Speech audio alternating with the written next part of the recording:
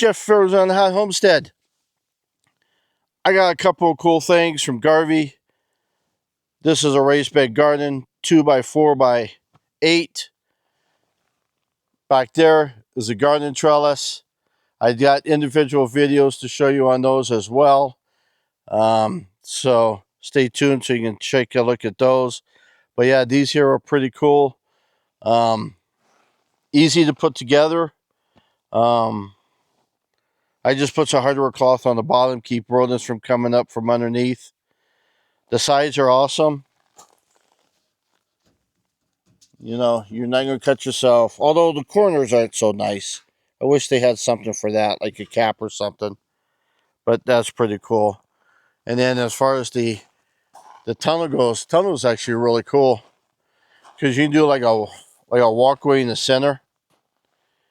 And then have, I don't know, something growing up over there. Have some tomatoes hanging down, maybe some grapes or whatever.